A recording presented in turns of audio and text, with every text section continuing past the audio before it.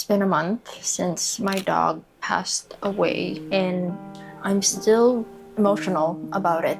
This is the first loss I've had that's inside the family, so navigating through this kind of grief, it's very new to me. Chip was a really huge part of my home life, and I could really feel the absence. So, there's no way around it. My friends have told me that grief will come in waves, and so far that's been true for me.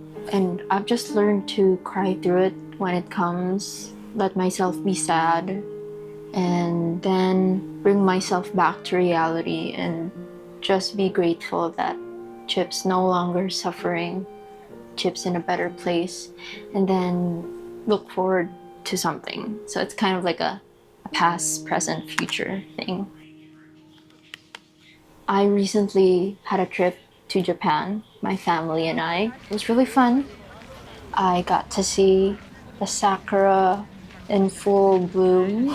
I got to see Mount Fuji, which last time I didn't get to see it, but I'm so grateful that I got to. And today you see me getting ready for a show that I have been really looking forward to since I got the tickets, which was last year. I know, took so long, but here we are. I don't know if I look good. I feel like that's too much makeup, or it's the contacts throwing me off a little bit. Okay, I'm back, and I'm all dressed up. Because show you all of this without moving the camera. This is the whole look. This is the reference, and this is the look. I was not expecting to copy it, accurately, and I did my best. I don't know, but I'm just excited to watch the show. Okay, I'm gonna go. Bye.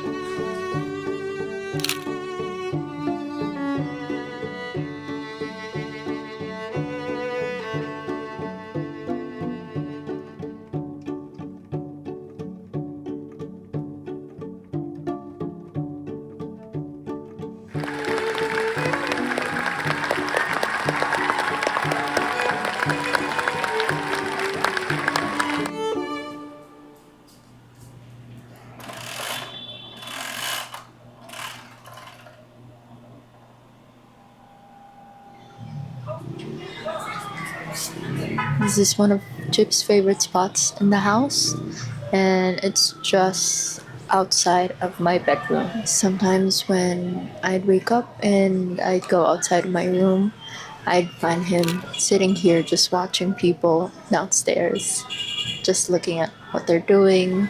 This place has always been very noisy, it's very lively. Sometimes I would join him a little bit, but most of the time I wouldn't, and I regret it.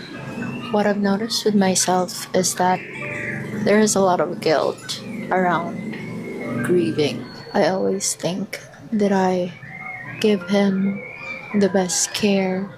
Was I a good pet owner? Did I do absolutely all I can? And it sent me into a spiral sometimes. I keep reimagining the days before he passed, and I would think to myself, there is really nothing I could have done. I did the best I could with what I had and what I knew. Was it enough?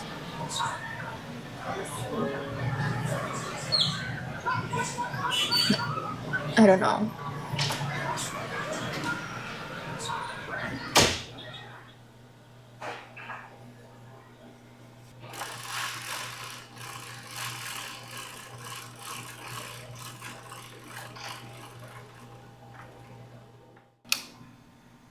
I could not sleep with this shade of light for the first few weeks. It just reminded me of the day my dad woke me up at 5 a.m.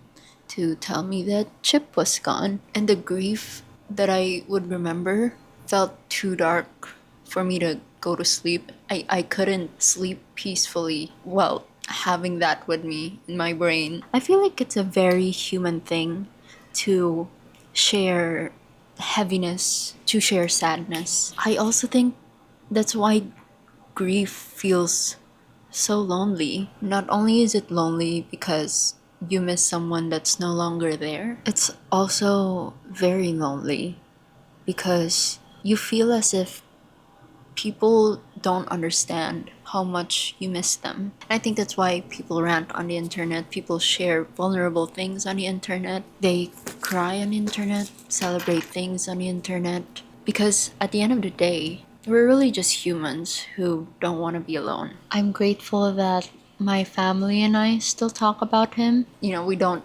shove it under the carpet. We do talk about him openly, and we talk about how we miss him openly. We still call out his name every now and then, every time we pass by his photo box in the altar, and we say goodnight to him. We joke about him. We still celebrate him. And I'm really happy I still get to share my memories about him. And I don't get shamed for it. During my trip to Japan, as the sakura bloomed to its fullest, I learned that most people preferred to watch them as they would fall off from trees. A snow of sakura. They had this phrase, mono no aware. It's appreciating the beauty of things existing and accepting that one day they'll be gone. The sakuras bloom and then they're gone. Just like a person's life, a pet's life, Chip's life. Chip was not a dog that passed away. Chip was a dog that lived a good life. What's that? And I was there to witness all of it. And if you watched until the end, thank you for letting me be a mess and letting me share my grief with you.